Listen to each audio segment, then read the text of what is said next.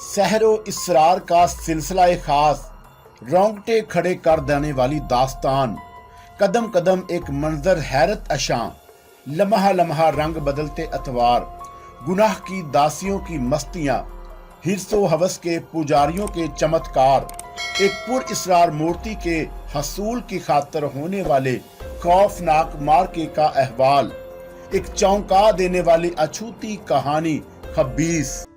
वो एक लम्हे तक मुझे घूरती रही और फिर उसके खूबसूरत होंठों को दोबारा जुम्बश हुई। एक बात पूछ सकती हूँ क्या? तुम तो खुद कानून के मुहाफ़िज़ थे, फिर तुमने मेरे ऊपर वो अन्याय क्यों किया? मोहिनी और तुम्हारी असलियत जानने की खातर मैंने संजीदगी से जवाब दिया। फिर क्या खोज लगाया तुमने? मैं यकीन से नहीं कह सकता, लेकिन मेरा ख्याल है कि तुम दोनों एक ही वजूद के दो मुख्तलिफ रूप हो। नहीं, वो तेजी से बोली, मोहिनी मेरी बड़ी बहन है। हाँ, हम दोनों की शक्लें इतनी मिलती जुलती हैं कि अक्सर सोरगबाशी माता जी भी धोखा खा जाती हैं। माता जी याद है ना तुम्हें? वही जिन्हें तुम्हारे दोस्त के साथियों ने मकान के साथ जला डाला था, लेकिन तुमने तो कहा था कि तुम्हारी कोई बहन नहीं। मैंने उसके आखिरी जुमले को यकसर नजरअंदाज करते हुए जवाब दिया। मैंने झूठ बोला था, वो नफरत से बोली। मोहिनी मुझसे बड़ी है और उसने किसी कारण घर छोड़ दिया था। वो नहीं चाहती थी कि दुनिया वाले हमारे संबंध से वाकिफ हो सके। उसी मजबूरी की वजह से उसने मुझे और माता जी दोनों को मना कर दिया था कि पुलिस को भी बात से दूर रखा जाए। क्या कानून की नजरों में धूल झोंकना तुम्हारे नजदीक कोई जुर्म नहीं? पाप और पुण्य के चक्कर में मत पड़ो, वो तेजी से बोली। तुम्हें मुक्ति मिल सकती है। मुझे विश्वास है कि मोहिनी दीदी मेरी बात जरूर मान लेंगी। क्या कहना चाहती हो? मैं तुम्हें सिर्फ 2 दिन का समय दिलवा सकती हूँ, उसने ठोस लहजे में कहा। इस अरसे में तुम अपने माता पिता और मित्र दोनों को साथ लेकर कहीं दूर चले जाओ, हमारी इस पवित्र जन्मभूमि से बहुत दूर। और अगर मैं इनकार कर दूं तो ये तुम्हारे जीवन की सबसे बड़ी भूल होगी। उसका लहजा सफाक हो गया। तुमने मुझे मार डाला था, लेकिन मैं अब भी तुम्हारे सामने अपने पैरों पर खड़ी हूँ। परंतु तुम्हारा क्रियाक्रम अगर एक बार हो गया तो फिर कभी इस दुनिया में वापस नहीं आओगे। हम मुसलमान हैं, हमारे यहाँ आवागौन के मसले को कोई अहमियत हासिल नहीं, मैंने सपाट अंदाज में जवाब दिया। हमारा एतकाद है कि मौत अटल है और उसके लिए जो वक़्त और लम्हा मुकर्रर कर दिया जाता है उसे दुनिया की कोई ताकत नहीं टाल सकती। क्या भगवान भी नहीं? हमारे यहाँ मट्टी के भगवान नहीं होते। मेरे लहजे में हकारत थी। फिर मैं पूरे विश्वास से कह सकती हूँ कि तुम्हारे बुरे दिन आ गए हैं। अब देवी देवताओं के आफताब से तुम्हें कोई शक्ति भी नहीं बचा सकती, कालका भी नहीं। एक सवाल मैं पूछना चाहता हूँ, पूछो। अगर कालका की शक्ति तुम्हारे और मोहिनी के आगे कोई अहमियत नहीं रखती, तो फिर तुम बार बार उसका नाम क्यों दोहराती हो? तुम्हें केवल इस बात का विश्वास दिलाने के कारण कि तुम गुप्त अंधेरों में भटक रहे हो। क्या तुम्हें सिर्फ यही कहने की खातिर मेरे सामने आना पड़ा है? मैं जानती हूँ शहबाज खान कि तुम मजबूत असाब के मालिक हो, जो मौत की आंखों में आंखें डालकर मुस्कुराने की कोशिश कर रहे हो। अपने ऊपर तुम्हें बहुत घमंड है, परंतु ये घमंड बहुत जल्द रेत के बनाए हुए सुंदर मकान की तरह हवा के एक झोंके से टूट कर बिखर जाएगा। मैं जा रही हूँ, लेकिन इतना याद रखना कि तुम्हारे जीवन के दिन अब गिने चुने रह गए हैं। अपने जुमले के इख्तिताम के साथ ही कोमल वर्मा खूबसूरत वजूद भी पलक झपकते में मेरी निगाहों से उज्जल हो गया। मैं शायद सोते में कोई बेहानक ख्वाब देख रहा था। नींद के इंजेक्शन का असर मेरे ऊपर कुछ ज्यादा मौसर नहीं हुआ, वरना गहरी नींद की हालत में इस किस्म की फजूलियात से 2-4 ना होता। वो तमाम सूरत हाल गालबन मेरे अपने जहन की पैदावार थी, जो यक्के बाद देगरे मेरे सामने नमूदार हो रही थी। मैं उनसे खौफजदा था और यही खौफ उन सूरतों की हैसियत में मुझे मजीद डराने की कोशिश कर रहा था। फिर मुझे लेडी मकलानस का ख्याल आया, जो अभी से मेरे सामने नहीं आई थी। मगर क्यों? क्या मैं लाशौरी तौर पर उससे खौफजदा नहीं था? और मेरे जहन में मुतअद्दिद ख्यालात उभर रहे थे, लेकिन फिर संदली खुशबू के झोंके ने मेरे दिल की धड़कनें तेज से तेज कर दी। वो दिलो दिमाग को तस्कीर करने वाली खुशबू खुदा के उस बरगजीदा बंदे की बुजुर्ग की आमद का ऐलान थी, जिसमें कोई धोखा, कोई फ्रेब शामिल नहीं हो सकता।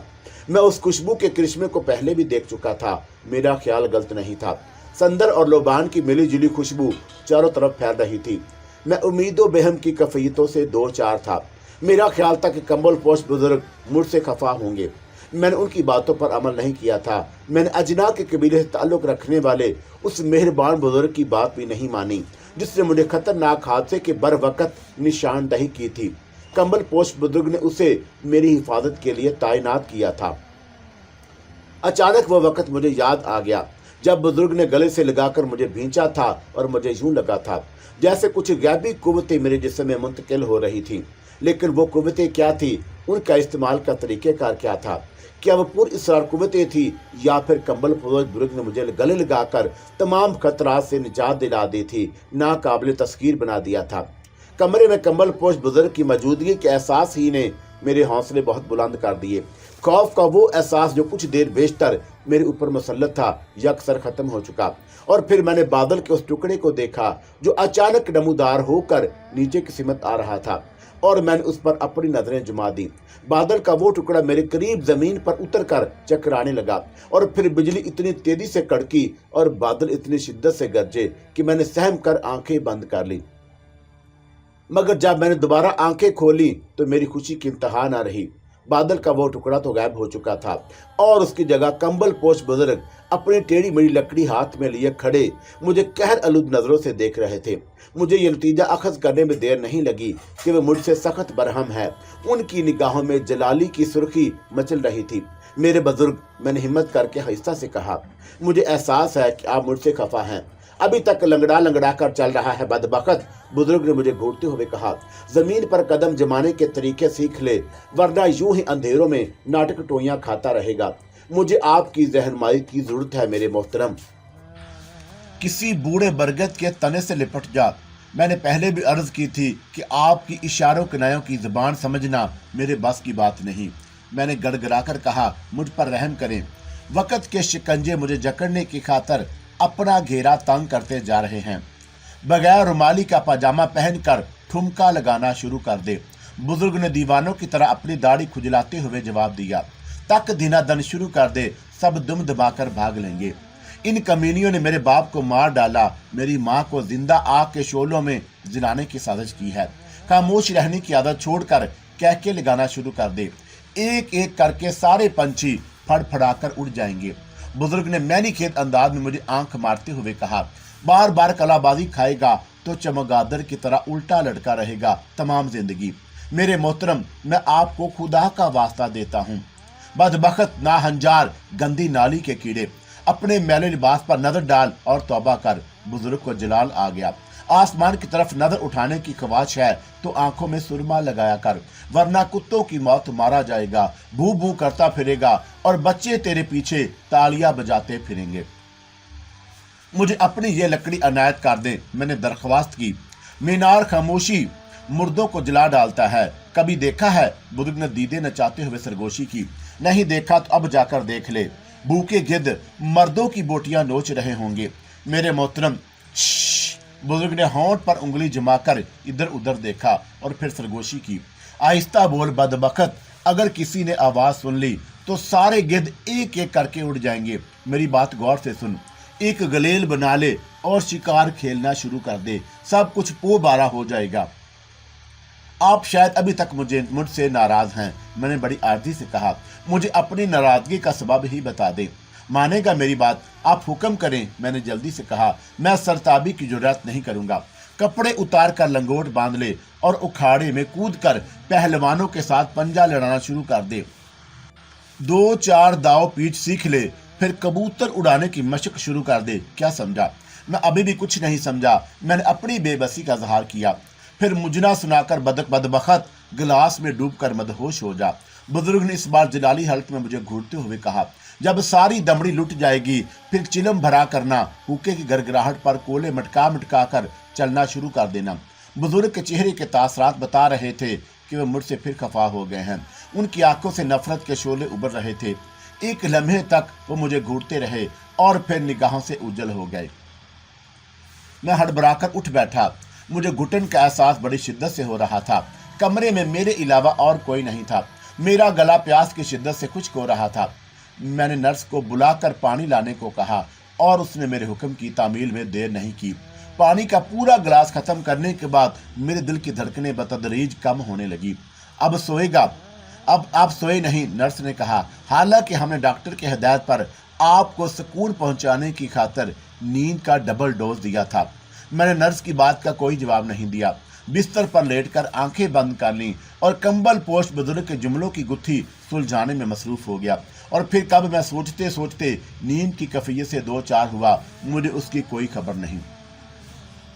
दूसरी सुबह मैं नींद से बेदार हुआ तो नदीम के अलावा सिराज भी मेरे कमरे में मौजूद था। मैंने जरूरियात से फारग होकर नाश्ता किया और फिर सिराज के चेहरे का तासरात देखता हुआ बोला, कोई खास बात? आप इस वक्त बहुत संजीदा नजर आ रहे हैं। जी हाँ, सिराज ने अपने शख्स पर पहलू बदलते हुए कहा। हालात ने एक नई करवट ले ली। क्या भूषण जोसेफ आपके खिलाफ फिर किसी कमीनगी का सबूत दिया है? समझ में नहीं आता कि कहां से शुरू करूं, सिराज ने उलझे हुए अंदाज में कहा। मैं इस वक्त सीधा उसी की तरफ से आ रहा हूं, जानते हुए कि उसने मुझे क्यों बुलाया था। आपको इस बात का इल्म है मिस्टर सिराज कि मैं कल से अस्पताल में हूं। उसने मुझे एक लकड़ी का संदूक दिखाने की गर्ज से तलब किया था। सिराज ने मेरी बात नजरअंदाज करते हुए कहा। जानते हैं उस संदूक में क्या था? खान जाबर की लाश के टुकड़े, जो उसके बयान के मुताबिक उसे सुबह सुबह अपने बंगले के अकबी दरवाजे पर रखा हुआ मिला था।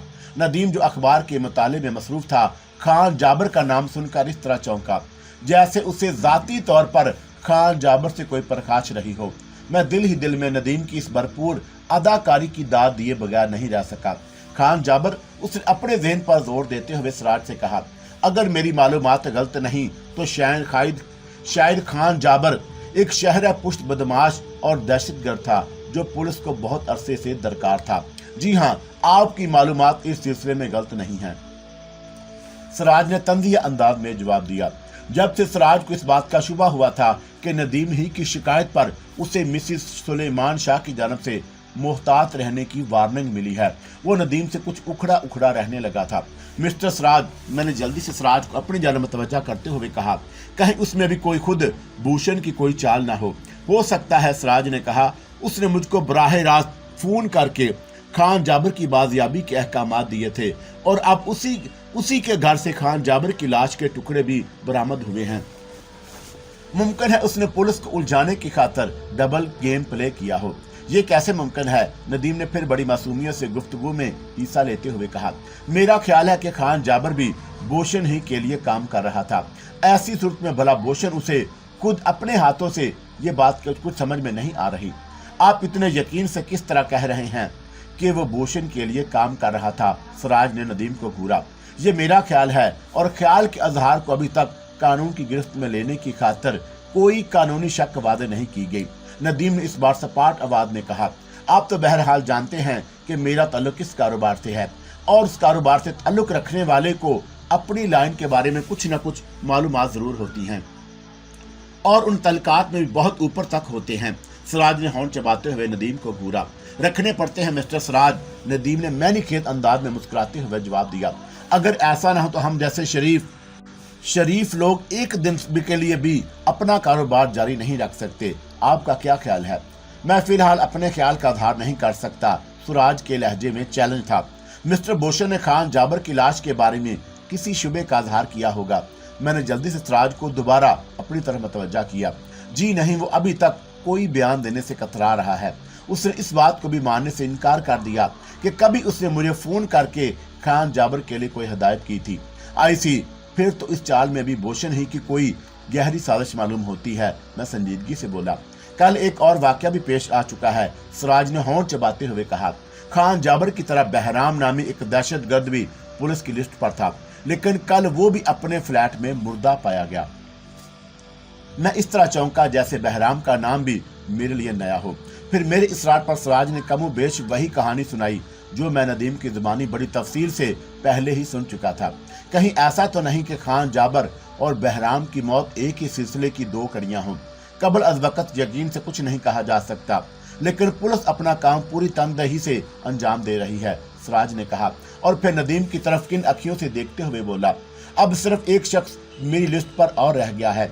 अगर हम उसे रंगे हाथों गिरफ्तार करके उसकी जुबान खुलवाने में कामयाब हो गए तो फिर भूषण को दुनिया की कोई ताकत कानून की गिरफ्त से नहीं बचा सकेगी।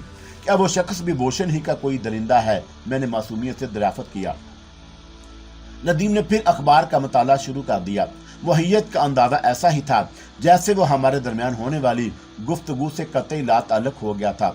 सॉरी मिस्टर शहबाज, सिराज नदीम पर एक सरसरी नजर डालते हुए कहा। मैं फिलहाल इस सिलसिले में जुबान खोलने से कासर हूँ, इसलिए कि दीवारों के भी कान होते हैं। दानिश के बारे में आपको कोई इतला मिली? मैंने गुफ्तगू का रुख बदलते हुए दराफत किया। अभी तक पुलिस दानिश का भी कोई सुराग लगाने में कामयाब नहीं हो सकी। मिस्टर सिराज, मैंने तशवीश का इजहार किया, कहीं ऐसा तो नहीं कि घिन के साथ घियों भी पिस गया हो। मेरा मतलब है कि हमारी इतला के मुताबिक खान जाबर इस वक्त मेरे घर के करीब ही था जब उसमें आग लगी, और दानिश भी उस दिन से लापता है। हो सकता है वो खान जाबर के ताक़ब में गया हो और खान जाबर और बहराम की तरह दानिश को भी ठिकाने लगा दिया गया हो। जहां कानून की बालादस्ती हासिल ना हो वहां सब कुछ मुमकिन है, लेकिन हमें इतनी जल्दी मायूस नहीं होना चाहिए। सिराज कुछ देर बाद चला गया और नदीम भी अभी तक इसी अनहमाक से अखबार के मुताले में मसरूफ था, जैसे उसे सिराज के जाने की भी मतलब खबर नहीं हो सकी। अब ये अदाकारी छोड़ो और काम की कुछ बात करो, मैंने उसे घूरते हुए मुखातब किया। काम की अब सिर्फ एक ही बात रह जाती है, नदीम ने अखबार रखते हुए संजीदगी से कहा। मैं अब ये सोच रहा हूँ कि तुम्हारे सरार साहब को इस मरीज के बारे में इतला दी जाए या नहीं, जो मास्टर की इतला के मुताबिक आज रात पहुँच रहा है।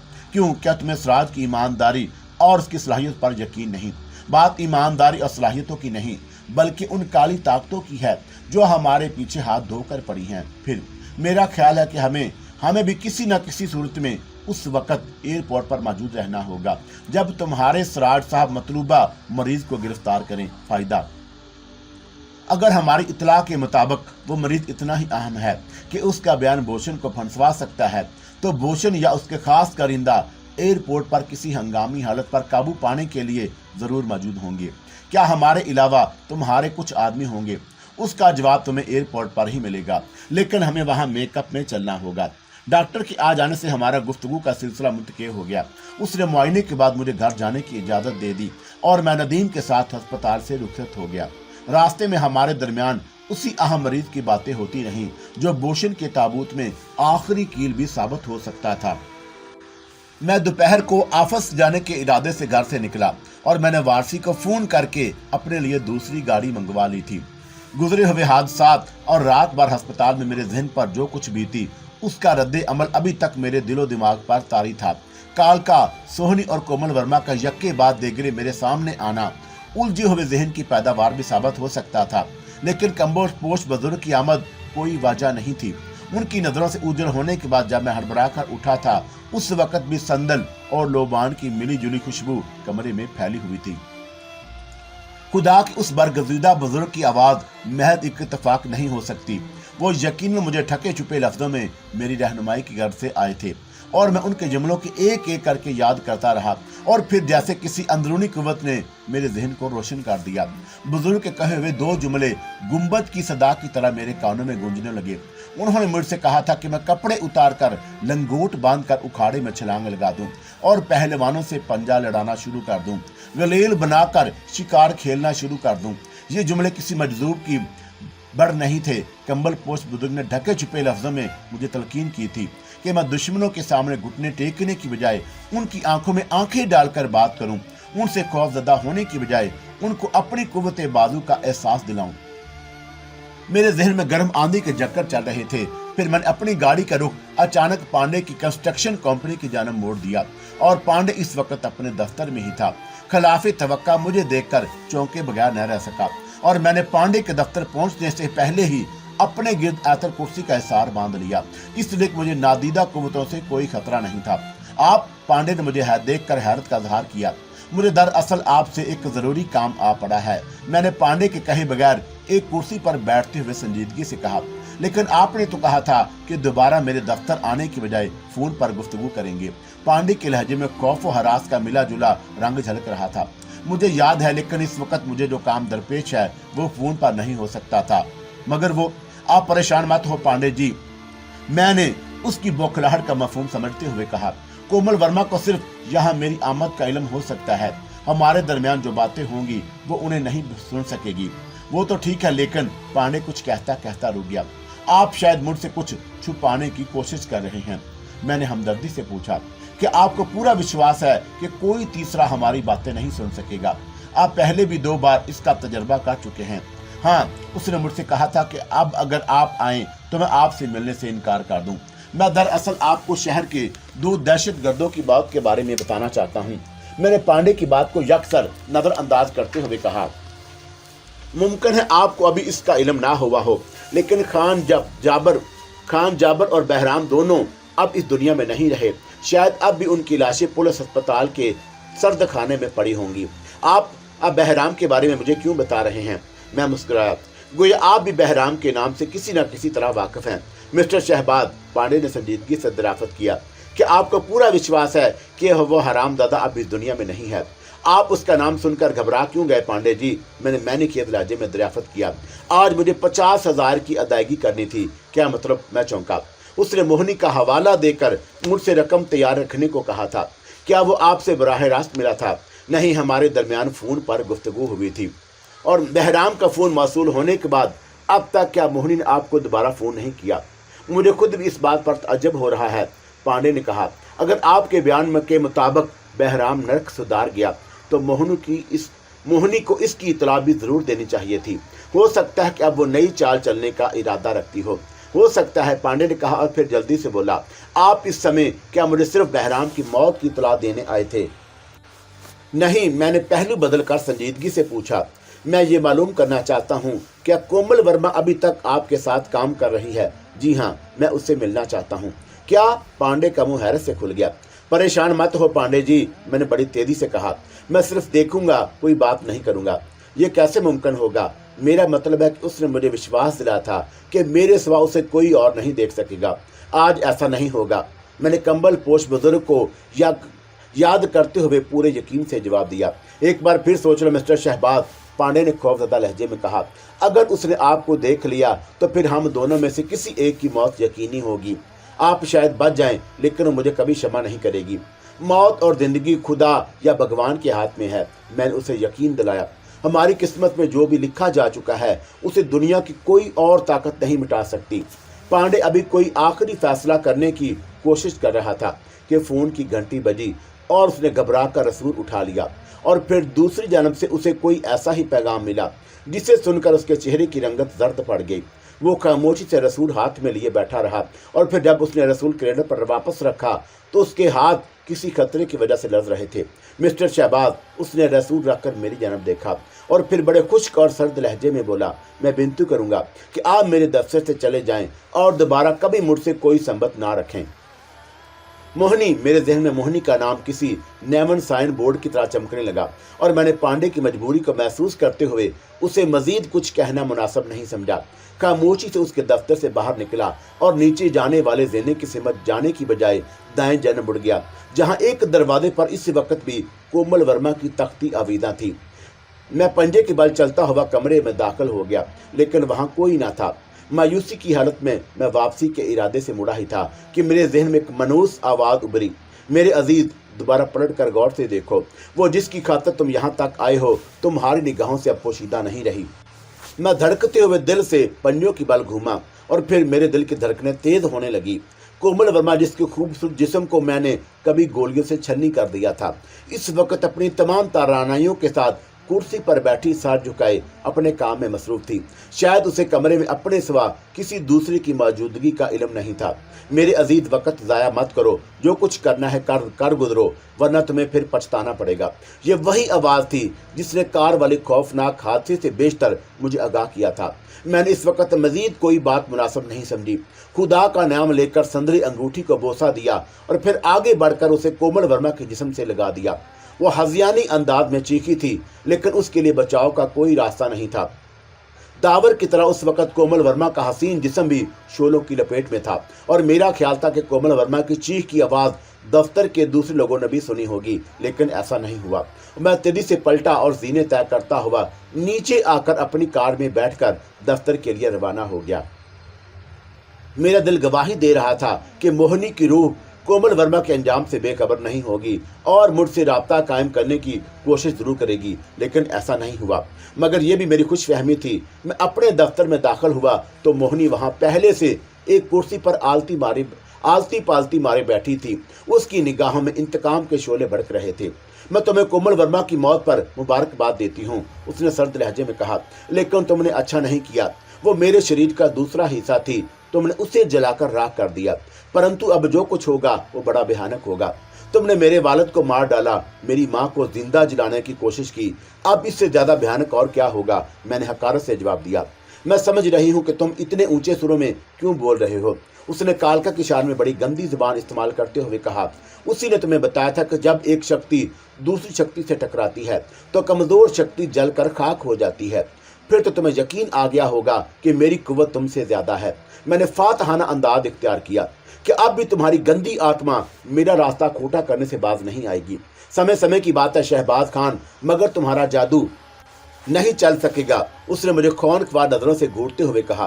तुम अपनी शक्ति का चमत्कार दिखा चुके, अब हमारी बारी है। जब तुम गुस्सा करती हो तो और हसीन और सुंदर नजर आने लगती हो।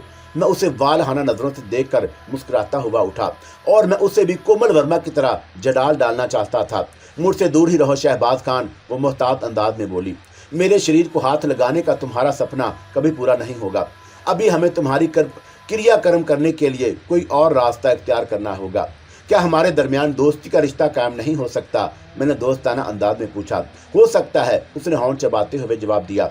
तुम अगर काली के चरणों में अपनी माता की बलि देने को तैयार हो जाओ, फिर हम एक दूसरे के मित्र भी बन सकते हैं। बोलो, क्या तुम्हें ये शर्त मंजूर होगी? मोहिनी का जवाब सुनकर मेरे ज़हन में आग लग गई। मैं तेजी से उसकी जानब लपका, लेकिन वो पलक झपकते में निगाहों से उज्जल हो गई। इस वक्त मेरे ज़हन में बस एक ही सवाल गर्दश कर रहा था कि क्या तागूती कुव्वतें संदली अंगूठी के राज से वाकिफ हो गई हैं। दफ्तर में मेरी आमद की इतला पाकर दूसरे स्टाफ के लोग भी मेरी खैरियत दरियाफत करने आ गए, लेकिन उनमें आरफा नहीं थी। अपने ऑफिस में दाखिल होते वक्त मैंने उसके कैबिन में बैठे देखा था, और फिर उसने मेरी खैरियत दरियाफत करने की ज़रूरत क्यों नहीं महसूस की? क्या वो मुझसे खफा थी? मगर क्यों? दूसरे तमाम स्टाफ के जाने के बाद मैं अभी आरफा के बारे में सोच ही रहा था कि इंटरकॉम का बजर बजा। यस, मैंने रसूल उठाकर कहा। सर, मिसेस सुलेमान शाह का फ़ोन आपके लिए सुबह से 2 मरतबा आ चुका है, आरफा ने बताया। उसके लबो लहजे से इसकी खफगी की बावजह जान गया था, लेकिन मेरी समझ में नहीं आ रहा था कि आखिर वो मारूख से इतना अलर्जो क्यों है। उसने एक बार पहले भी मुझसे खुलकर मारूख के बारे में गुफ्तगू की थी।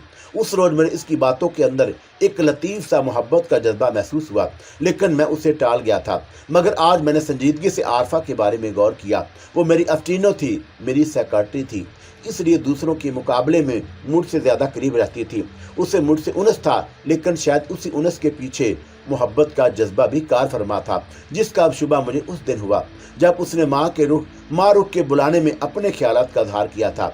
और आज शायद वो जज्बा रकाबत की इस हद तक पहुँच गया कि वो मेरी खैरियत दरियाफत करने भी नहीं आई।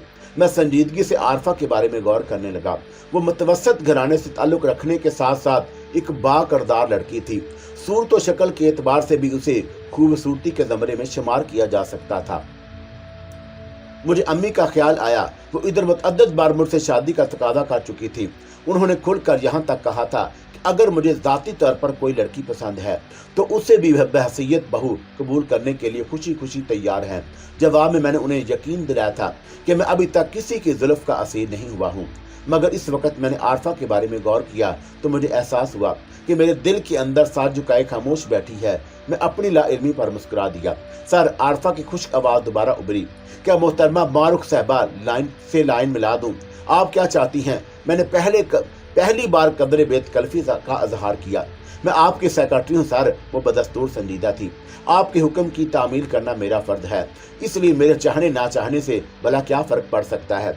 मिस आरफा, आपने मुझे बताया भी था कि सर के एक कारोबारी इदारे के मालिक होने की वजह से आपके लिए ऊंची सोसाइटी और हाई सर्कल के लोगों से ताल्लुकात रखना किस कदर अहम है। वो मेरी बात सुने बगैर बोली। बड़े लोगों से ताल्लुकात हों तो आड़े वक्तों में बेहद कारआमद साबित होते हैं। क्या आप इस वक्त मसरूफ़ हैं? कोई हुक्म?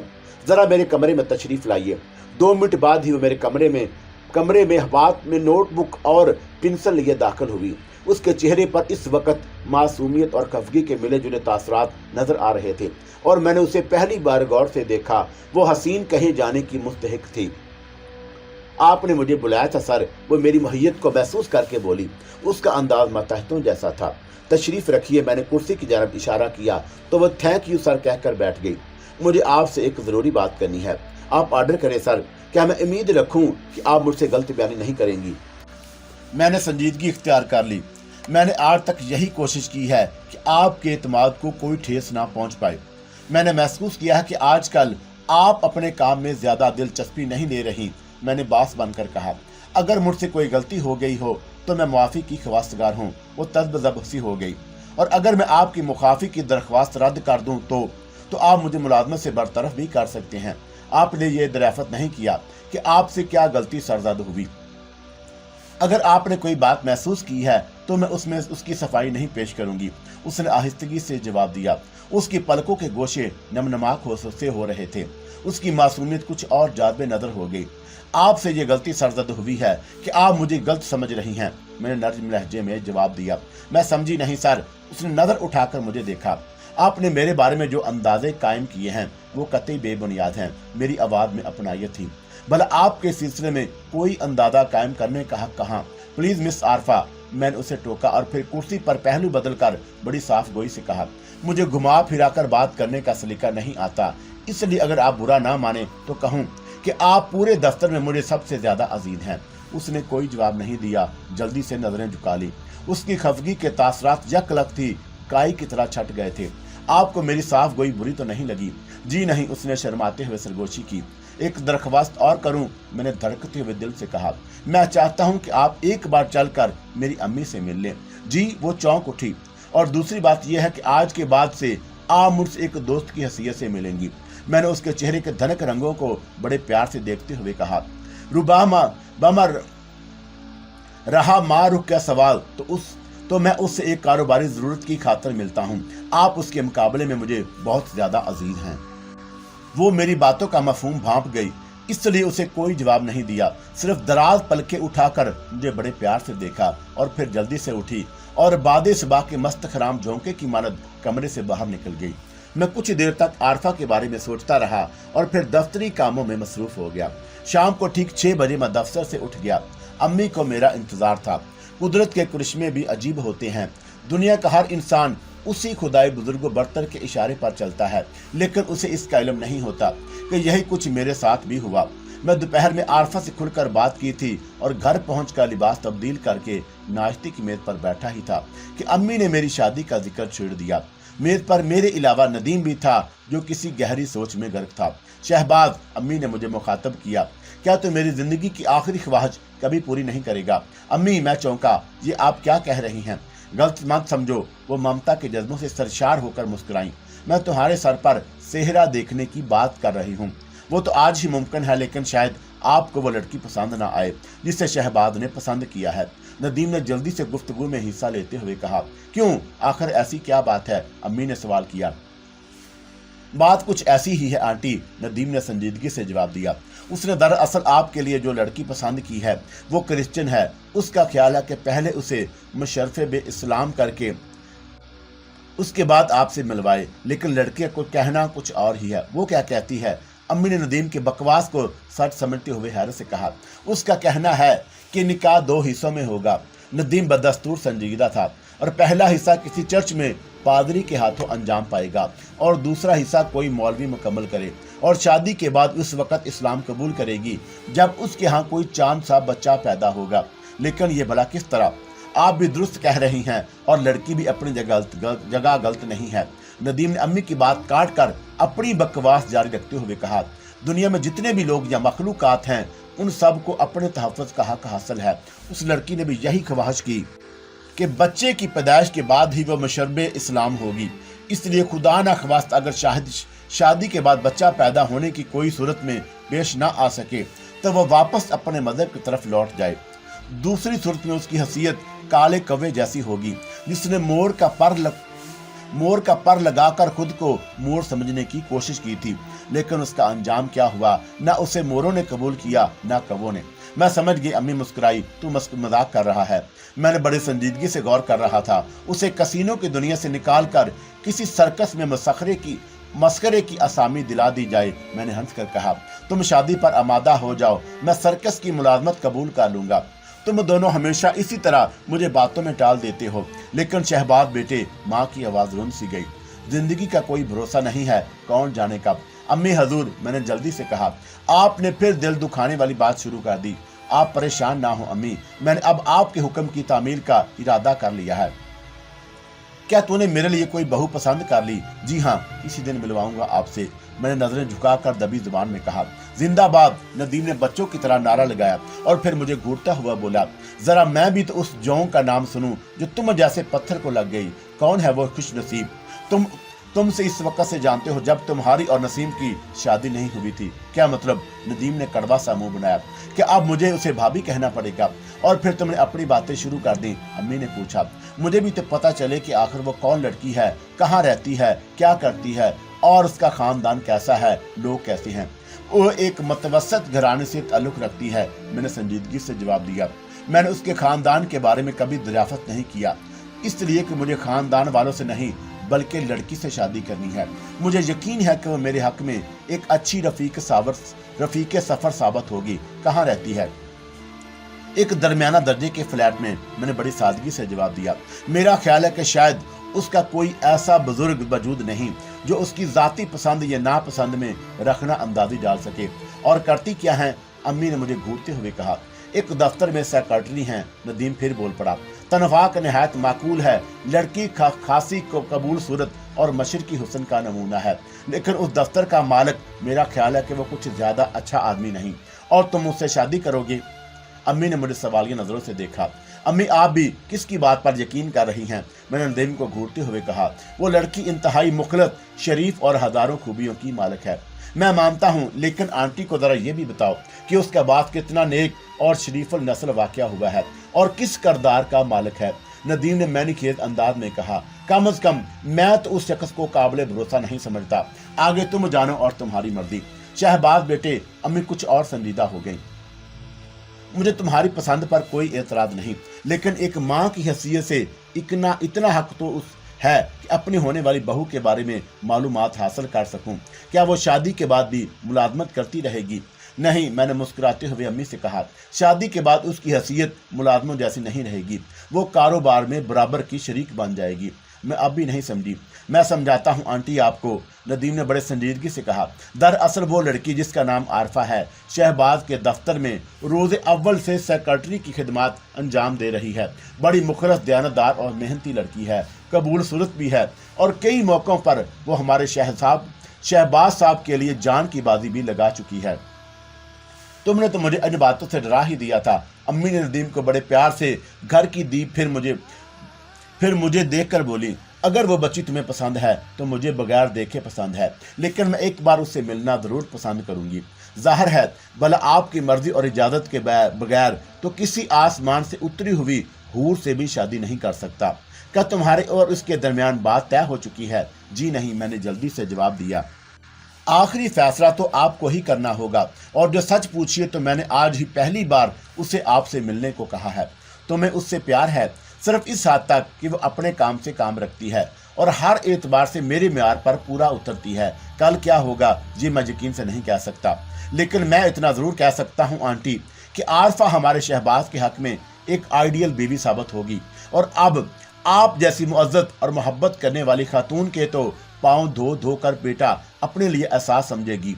खुदा न करे, अम्मी ने बड़े लाड से कहा, मैं तो अपनी बहू को सर आंखों पर बिठा कर रखूंगी।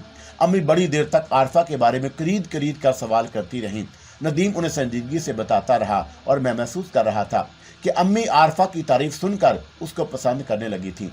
और फिर नदीम ने अपनी दस्ती घड़ी पर नजर डाली और मुझे उठने का इशारा किया।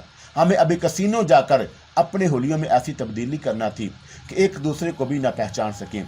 आज की दरमियानी रात को बोशन का जिंदा मरीज बनकर पसीज रहा था और बोशन को कानून के शिकंजे में जकड़ने का दारोमदार हमारी कामयाबी पर मुनहसर था। फ्लाइट नंबर 63 का अराइवल टाइम 12:50 पर था और हम एयरपोर्ट पर ठीक 11 बजे पहुंच गए। अगर हम कसीनो से एक साथ ना चले होते तो शायद हमारे लिए एक दूसरे को शिनाख्त करना भी मुश्किल हो जाता।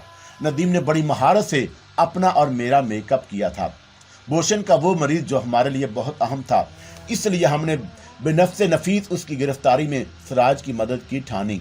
मुझे यकीन था कि मेरे और नदीम के अलावा वहां नदीम ने अपने कुछ और काबिल एतमाद आदमियों को भी जरूर मुतय्यन किया होगा, लेकिन मैं मास्टर की के अलावा किसी और से वाकिफ नहीं था, इसलिए कि हो सकता था वो भी मेकअप में ही हो।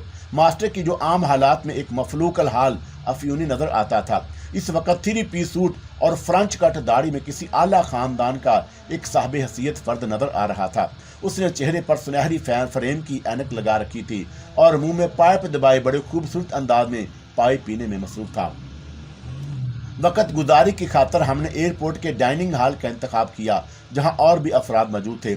मास्टर की हमसे 3 चेयर छोड़कर बैठा था, लेकिन हमसे इस तरह बेनियाज नजर आ रहा था जैसे इससे बेशतर उसने हमारी शक्लें कभी देखी ही ना हो। क्या मास्टर की के अलावा तुम्हारे कुछ और आदमी भी एयरपोर्ट पर मौजूद हैं? मैंने काफी का घूंट लेते हुए मदम आवाज में नदीम को मुखातब किया। मैंने उनकी गिनती नहीं की, लेकिन मेरा अंदाजा है कि मास्टर की ने 60 आदमियों को जरूर अहम मकामात पर तैनात किया होगा।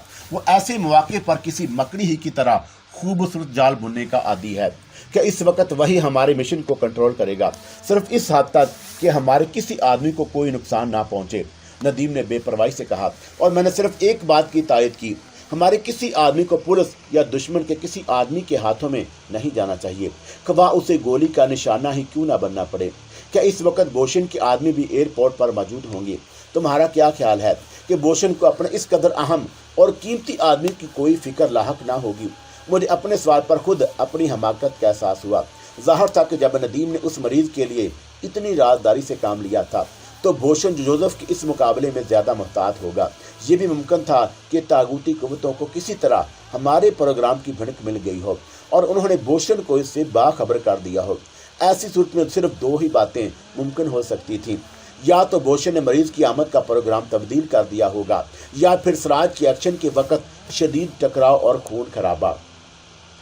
क्या सोच रहे हो? नदीम ने मुझे संजीदा देखकर पूछा। मेरा ख्याल है कि बोशन के मरीज को गिरफ्तार करने के लिए सराज को बड़ी महारत से काम लेना होगा, वरना शदीद हंगामे की सूरत भी पैदा हो सकती है। जहां 3 मुख्तलिफ ग्रुप एक ही मकसद के लिए जिंदगी और मौत की बाजी खेलने को सरगर्म अमल हैं, वहां सब कुछ मुमकिन हो सकता है। क्या ये मुमकिन नहीं कि सराज अपने ज़राए इस्तेमाल करके मतलूबा शिकार को जहाज से नीचे उतारने से पहले ही दबोच लेता और किसी दूसरे रास्ते से एयरपोर्ट से बाहर निकाल ले जाता? मैंने दबी जुबान में कहा। ऐसी सूरत में हंगामे की सूरत से बचा जा सकता है। नहीं, नदीम ने बड़े यकीन से जवाब दिया। तुम्हें शायद अभी तक बोशन के 22 सर्कल में तलकात का इल्म नहीं। सराज अगर कोई खुफिया रास्ते की खातर हुकूमत के किसी इदारे से मदद मांगता तो उसकी खबर बोशन को सबसे पहले मिल जाती। मेरा ख्याल है कि हम अपना वक्त बर्बाद कर रहे हैं। क्या मतलब? नदीम चौंका। हमें इतना लंबा चौड़ा खड़ाक फैलाने की बजाय बोशन को ख़त्म करा देना चाहिए था, मैंने सर्द लहजे में जवाब दिया। पहले मेरे जहन में भी ख्याल उभरा था, लेकिन मैंने अपना इरादा तब्दील कर दिया। कोई ख़ास वजह? हाँ, मुकाबले पर आने वाले पहलवान को अगर अवाम के सामने उखाड़े में चित किया जाए तो उस जीत का मज़ा ही कुछ और होता है। मैं कोई जवाब देना चाहता था कि अचानक नदीम की दस्ती घड़ी पर जो एक पावरफुल ट्रांसमीटर भी थी, मध्यम आवाज़ में सिग्नल आना शुरू हो गए। आवाज़ इतनी हल्की सी थी कि मैं नदीम के बराबर वाली सीट पर होने के बावजूद उसे बमुश्किल सुन सका। और फिर मैंने नदीम को सीधा हाथ उठाकर उस पर चेहरा लगाते हुए देखा। अब दस्ती घड़ी और उसका मुंह का फासला बहुत कम हो चुका था। क्या बात है? नदीम ने बदस्तूर मेरी जनब देखते हुए आहिस्ता से पूछा। अंदाज ऐसा ही था जैसे वो मुझसे मुखातब हो, और मेरी पूरी तवज्जो नदीम के चेहरे पर मरकूज थी। मास्टर की चौंका मेरे सामने वाली मेज पर था, इसलिए उसकी हरकत और सकनात भी देख रहा था। मिनिस्टर और बोशन इस वक्त VIP लॉन्ज में मौजूद हैं। घड़ी पर मास्टर की आवाज़ सुनाई दी। उसने जेब से रुमाल निकालकर अपना मुंह साफ किया। क्या प्रोग्राम है? पार्सल। गुड, नदीम ने सरगोशी की, लेकिन काम इतनी एहतियात से हो कि किसी को कानो कान खबर ना हो। ओके। और फिर नदीम ने अपना हाथ दोबारा मेज पर रख लिया। उसके चेहरे के तासरात में कोई तब्दीली वाक़या नहीं हुई। वो अब भी बेपरवाह नजर आ रहा था। पार्सल से मास्टर की का क्या मकसद है? मैंने इस्तफार किया। कभी किसी ऐसी पहाड़ी तफरीह गाह पर जाने का इत्तेफाक हुआ है जहां वहां बर्फ पड़ रही हो? नदीम ने मुस्कुराकर पूछा। मैं समझा नहीं। हैरत है, वरना ये एक तो आम सी बात है कि जब बर्फबारी की वजह से रास्ते बंद होने लगे तो मखसूस गाड़ियों से फौरी तौर पर रास्ता साफ कर दिया जाता है। ताकि ट्रैफिक के निजाम में कोई रुकावट ना हो सके। लेकिन फिक्र मत करो, नदीम ने जल्दी से कहा। हमारी दुनिया में कोई काम नामुमकिन नहीं समझा जाता। मैंने कोई जवाब नहीं दिया और फिर मेरी नज़र उस हीरे पर पड़ी जो मास्टर की मेज पर गया था। उसके हाथ में पल का एक चर्मी मौजूद था और मास्टर ने उसे खोल कर देखा और फिर जेब से कैश कार्ड निकाल कर उसमें रख दिया। उसके सामने रखे हुए फालूदे का गिलास खाली हो चुका था। मेरे ज़हन में अचानक एक ख्याल तेजी से उभरा। मास्टर की एक लम्हे को भी अपनी मेज से नहीं उठा था। जिस वक्त नदीम ने दस्ती घड़ी पर सिग्नल मासूल किए थे, उससे 1 मिनट पहले भी वही बेड़ा मास्टर की मेज पर नजर आया था। मेरी छठी हिस्स बता रही थी कि वह बेड़ा भी हमारे मिशन का एक अहम हिस्सा है। गालबन उसी के जरिए मास्टर की को लॉ मिनिस्टर और भूषण की VIP लाउंज में मौजूद होने की इत्तला मिली थी और अब बिल की अदायगी में जो तरीक़ेकार इख्तियार किया गया वो भी दरअसल कोई अहम पैगाम था। मेरी नज़र बेरिक पर जम कर रह गई। वो काउंटर पर जाने की बजाय एक दूसरी मेज पर रुका था। अंदाज ऐसा ही था जैसे वो किसी ऑर्डर लेने की खातिर उस मेज तक गया था। फिर वो काउंटर की तरफ चला गया। उसके बाद उसने वापस होकर मास्टर की दोबारा रिपेयर पेश किया था। उसके बाद वो 2 पैर लेकर दोबारा काउंटर की जानब चला गया। 1 मिनट बाद ही उसने उसी आदमी को उठते हुए देखा, बैरा जिसकी मेज पर रुका था। और फिर बैरी की वापसी के बाद मास्टर की भी अपना कैश कार्ड और रिपेयर में रखी हुई रकम लेकर उठ गया था। किसी नतीजे पर पहुंचने की कोशिश कर रहे हो? क्या तुम्हारे कारिंदे बाआसानी लॉ मिनिस्टर और भूषण को रास्ते से हटा देंगे? गेट में मैंने नदीम को सवाल को नजरअंदाज करते हुए पूछा। कबल अज वक्त मैं यकीन से नहीं कह सकता। अलबत्ता मैंने मास्टर की को शायद ही अपने किसी प्लान में नाकाम होते हुए देखा है। लॉ मिनिस्टर की मौजूदगी ने यकीनी तौर पर सिराज को परेशानी में मुब्तला कर दिया होगा। मैंने अपने ख्याल का इजहार किया। जरूरी नहीं, नदीम ने जवाब दिया। मैं जानता हूं कि वह अपने फर्ज की अदायगी में आसानी से हार तस्लीम करने वाला नहीं है। हाँ, अगर खुद लॉ मिनिस्टर उसे कोई और ड्यूटी सौंप दी तो वह मजबूर हो जाएगा। खवा कुछ भी हो, भूषण के मरीज को हर हालत में अपने किए की सजा भुगतनी पड़ेगी। मैंने तलमलाकर कहा। अगर सिराज को इस फर्ज की अदायगी से रोक दिया गया तो मैं उसे नहीं छोड़ूंगा। तुम किस हैसियत में उस पर हाथ डालोगे? नदीम ने सवाल किया। ये बाद में सोचा जाएगा, लेकिन मैं उसे हाथ से निकलने नहीं दूंगा। जज्बाती होने की हमाकत मत करना, वरना खेल बिगड़ जाएगा। तो क्या वो मरीज फिक्रमंद ना हो? अगर वो पुलिस के जाल में ना फंसा तो हमारे आदमी भी उसे ठिकाने लगा सकते हैं। नदीम ने घड़ी देखते हुए कहा। चलो उठे, हमें नीचे चलकर भी हालात का जायजा लेना होगा। मैं नदीम के साथ नीचे आ गया। उस वक्त 12:15 हुए थे कि फ्लाइट नंबर के आने में अब सिर्फ 35 मिनट बाकी थे और हमने लोगों के हजूम पर नजर डाली। इधर उधर घूम कर देखा, लेकिन सिराज या पुलिस के अमले का कोई फर्द नजर नहीं आया और मेरी परेशानी बढ़ती जा रही थी। मैंने मुस्लिम इरादा कर लिया कि मरीज को किसी कीमत पर भी भूषण के मिशन की कामयाबी का सबब नहीं बनने दूंगा। भूषण जोसेफ से बराह रास्त मेरी कोई दुश्मनी नहीं थी, लेकिन वो तागूती कुव्वतों के इशारे पर मुझे नीचा दिखाना चाहता था और मुझे अपनी शिकस्त मंजूर नहीं थी। फिर माइक पर फ्लाइट लैंड करने का ऐलान हुआ तो मेरे अलावा नदीम की तशवीश भी बढ़ गई। लेकिन उसी वक्त मेरी नज़र सिराज पर पड़ी, जो अपनी जीप से उतरकर लाउंज में दाखिल हो रहा था। वो तनहा था, कोई दूसरा आदमी उसके साथ नहीं था। अंदाज ऐसा ही था जैसे वो या तो यूं ही रूटीन चेक करने के इरादे से उधर आ निकला हो या फिर उसे किसी बड़े अफीसर को रिसीव करने की जिम्मेदारी सौंपी गई थी। तुम्हारे सिराज साहब भी खासे समझदार होते जा रहे हैं, नदीम ने कहा। मुझे यकीन था कि वो यही तरीक़ाकार इख्तियार करेगा। क्या मतलब? उसके मातहत सादा लिबास में पहले ही से हजूम में मौजूद हैं और जो गेट वक़्त पड़ने पर सामने आएंगे। और मैंने कोई जवाब नहीं दिया। जहाज के मुसाफिरों की आमद शुरू हो चुकी थी और मेरी नज़रें उनमें से किसी मरीज को तलाश करती फिर रही थी जो हमें मतलूब था। फिर यकलख्त मेरी निगाहें चमक उठी। 2 हट्टे कट्टे आदमी एक व्हील चेयर पर बैठे एक ऐसे मरीज को साथ ला रहे थे जो मास्टर की इंफॉर्मेशन पर पूरा उतरता था और मेरे हिसाब में खंचाव की कैफियत पैदा होना शुरू हो गई। मैंने जेब में पड़े हुए अपने ऑटोमेटिक रिवाल्वर को चेक किया, जिस पर साइलेंसर भी फिट था। यही है हमारा मतलूबा मरीज, नदीम ने संजीदगी से कहा। ये जो हट्टे कट्टे आदमी उसे ला रहे हैं, ये भूषण ही के खास आदमी हैं। कस्टम अफीसर को शायद ऊपर से हदायत मिली होगी कि वो इस मरीज को अपनी निगरानी में शेड से बाहर तक बेहिफाजत पहुंचा दे। मैंने नदीम की बात का जवाब देने की बजाय पलटकर पार्किंग लॉट की सिमत देखा, जहां 2 एम्बुलेंस बीक वक्त मौजूद थीं। एक पर रेड क्रॉस का निशान था और दूसरी किसी प्राइवेट रिफाही इदारे की थी। मरीज को शायद इन्हीं दोनों में से एक पर जाना था और मेरी नजर सिराज पर पड़ी जो आहिस्ता आहिस्ता उसकी जानब कदम बढ़ा रहा था जहां से मरीज को बाहर लाया जाना था। वहां भी लोगों की अच्छी खासी तादाद मौजूद थी। मरीज की जिस्मानी कैफियत और चेहरे पर छाई हुई जर्दी इस बात की गमाजी कर रही थी कि वो अपने कदमों से 2 कदम चलने से भी मजबूर था। नदीम ने भी उसी की तरफ कदम उठा दिए और मैंने उसकी पैरवी में जल्दी नहीं की। किसी ख्याल के तहत मैं उन 2 एम्बुलेंसों के करीब आकर खड़ा हुआ। रेड क्रॉस की एम्बुलेंस में एक बावर्दी ड्राइवर मौजूद था, जबकि दूसरा एम्बुलेंस की ड्राइविंग सीट पर नजर पड़ते ही मेरी खून की गर्दिश तेज हो गई। वो मास्टर की के अलावा कोई और नहीं था, लेकिन इस वक्त वो 3 पीस में फ्रेंच कट दाढ़ी की बजाय अपने उसी हुलिये में था जिसमें मैंने उसे पहली बार नदीम की गाड़ी की पिछली नशिस्त पर बैठे देखा था। इस वक्त भी वो लापरवाही से अपनी सीट पर बैठा सिगरेट के कश लगा रहा था। जिस वक्त व्हील चेयर पर बैठा हुआ मरीज शेड से बाहर आया, सबसे पहले सिराज ने आगे बढ़कर कस्टम ऑफिसर से कोई बात की। मैं दूर था इसलिए उनके दरमियान होने वाली गुफ्तगू ना सुन सका, लेकिन सिराज के जवाब में कस्टम ऑफिसर ने जेब से ही एक कागज निकालकर सिराज को दिखा दिया था और वो होंठ चबाता हुआ 2 कदम पीछे हट गया। दोनों हटे कटे आदमियों के होंठों पर बड़ी फातहाना मुस्कुराहट नजर आ रही थी। वो हजूम के दरमियान से व्हील चेयर को चलाते हुए रेड क्रॉस वाली एम्बुलेंस की जानब बढ़ रहे थे कि अचानक उनमें से एक की कंपनी से खून का फुवारा फूट निकला और दूसरे ही लम्हे वो लहरा कर फर्श पर लोटपोट हो गया। दूसरे शख्स ने फुर्ती दिखाने की कोशिश की, लेकिन उसका अंजाम भी पहले से मुख्तलिफ नहीं हुआ। हजूम से चलाई जाने वाली गोली उसकी पेशानी पर लगी और वो ऊंधे मुंह ढेर हो गया। कस्टम ऑफिसर बौखलाकर 3-4 कदम पीछे हो गया। उसके बाद जो कुछ हुआ वो हैरत अंगेज ही था। हजूम में भगदड़ मच गई और उसके साथ ही यक्के बाद देगरे कई आदमी लुकमे अजल बनते चले गए। मरीज इस वक्त भी गर्दन झुकाए व्हील चेयर पर बैठा लंबी सांस ले रहा था।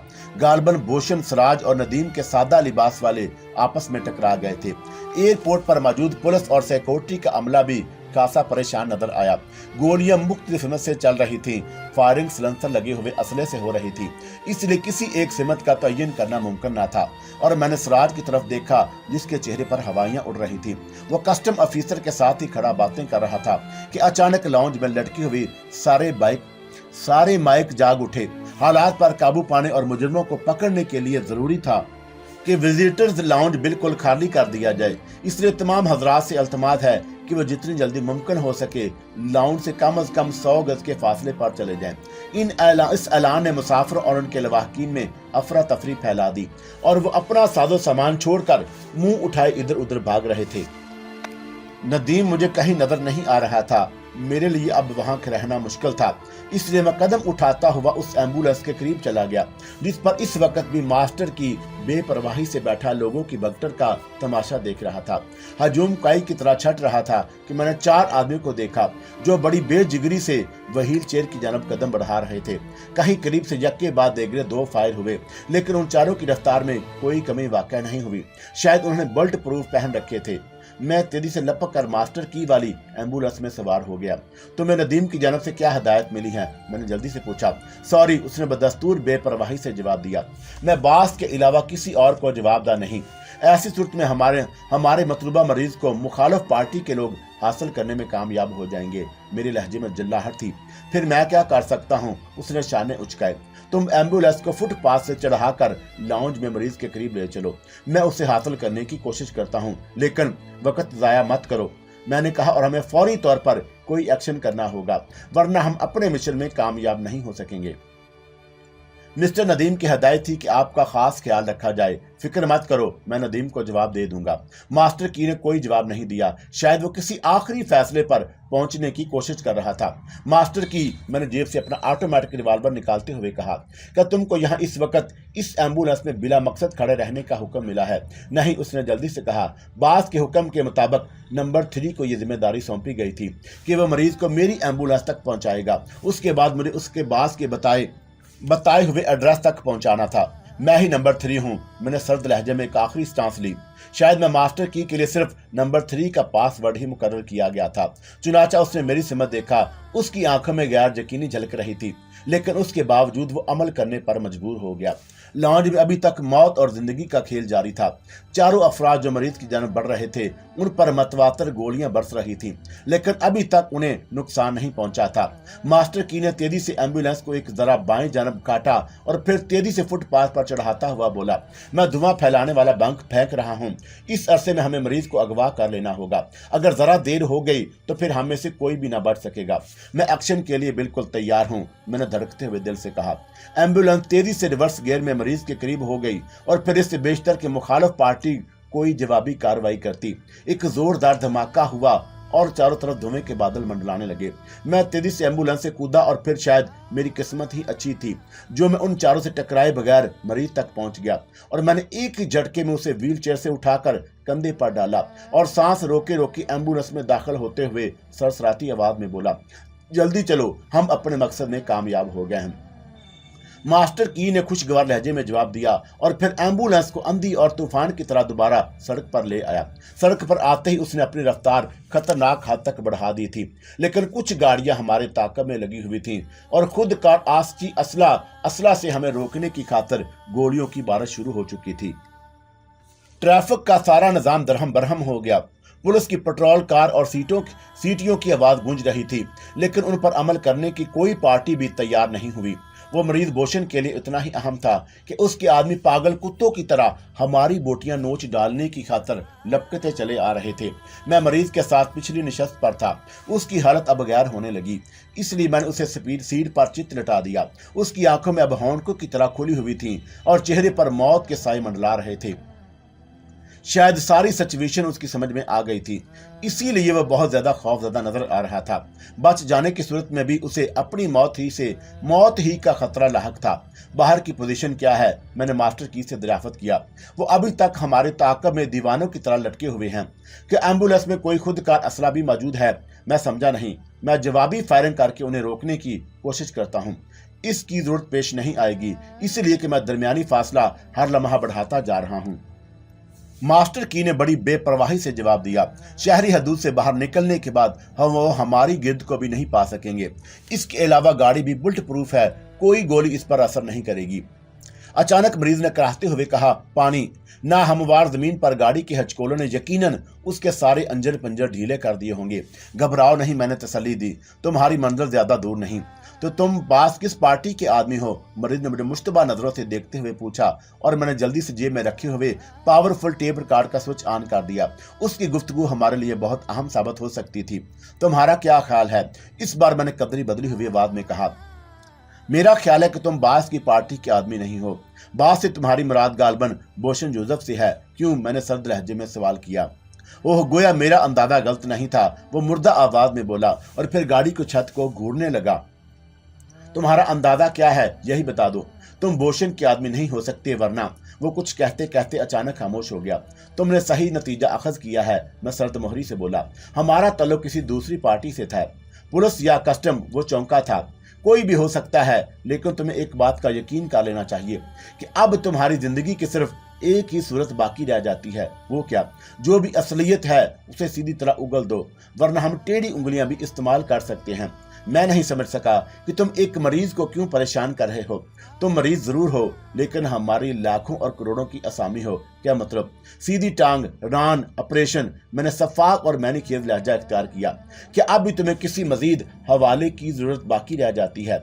अगर तुम इस हद तक जानते हो तो दुनिया की कोई ताकत मुझे मौत से नहीं बचा सकेगी।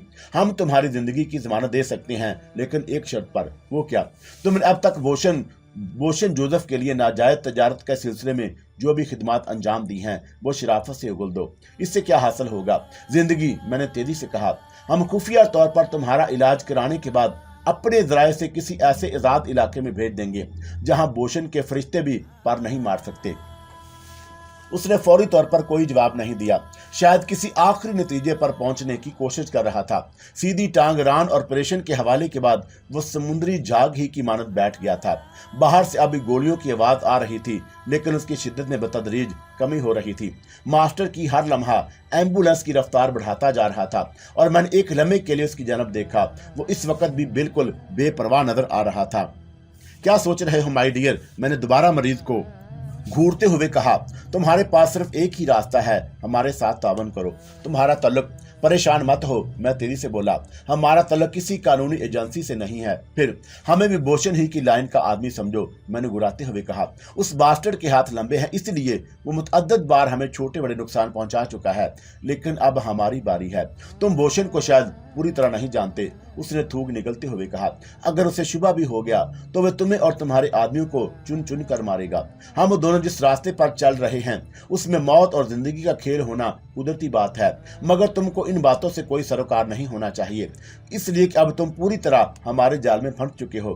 کیا پوچھنا چاہتے ہو؟ اس نے تھوڑے توقف کے بعد کہا۔ تم کب سے بوشن کے لیے کام کر رہے ہو؟ 2 سال سے۔ تمہارے ذمہ کیا کام ہے؟ بیرونی منڈیوں سے ہیرے اور جواہرات سمگل کرنا، اس نے سپاٹ لہجے میں جواب دیا۔ طریقہ کار کیا ہوتا ہے اس کا اندازہ تمہیں ہو چکا ہے۔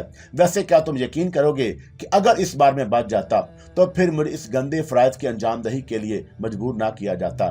کھل کر وضاحت کرو۔ یہ میرا چوتھا پھیرا تھا اور جس سرجن نے میرا آپریشن کیا تھا اس نے بوشن کو یقین دلایا تھا کہ 5ویں بار آپریشن ہوا تو وہ زندہ نہ بچ سکے گا، شاید اس لیے کہ وہ آپریشن کے بعد میرے اوپر کچھ ایسی ادویات کا استعمال کرتے تھے جو میرے لیے زہر سے کم نہیں تھے۔ اس نے ایک لمحے کو سانس لیا اور پھر گفتگو جاری رکھتے ہوئے بولا۔ آپریشن کے بعد میرے اوپر غنودگی طاری ہو جاتی ہے اور پھر مجھے ایسا ہی محسوس ہوتا ہے جیسے میرا پورا جسم مفلوج ہو گیا ہو، لیکن اس وقت تم تو ہوش مندوں جیسی باتیں کر رہے ہو۔ میں نے اسے مشتبہ نظروں سے گھورا۔ میرے اعصاب چونکا، 4 آپریشنوں کے بعد خاصے کمزور ہو گئے تھے، اس لیے اس بار معزز رساں ادویات کم مقدار میں استعمال کی گئیں۔ اس کے علاوہ بھی 3 بار کی شاندار کامیابی کے بعد اس باسٹرڈ بوشن کو شاید اس بات کا یقین ہو گیا کہ کوئی اس پر ہاتھ ڈالنے کی جسارت نہیں کرے گا۔ اگر تم واقعی اس کے مخالف پارٹی کے فرد ہو تو یہ بھی ضرور جانتے ہوگے کہ اس کے مراسم کتنے اوپر تک ہیں۔ تم بوشن کے جال میں کس طرح پھنسے تھے؟ میں نے کچھ سوچتے ہوئے سوال کیا۔ کیا تم پہلے ہی سے ناجائز تجارت کے کاروبار میں ملوث تھے؟ نہیں، اس نے ہونٹ چباتے ہوئے جواب دیا۔ اس کے چہرے پر شدید کرب اور حقارت کے ملے جلے تاثرات ابھرے تھے۔ پھر تم اس کے لیے کام کرنے پر آمادہ کیوں ہوئے؟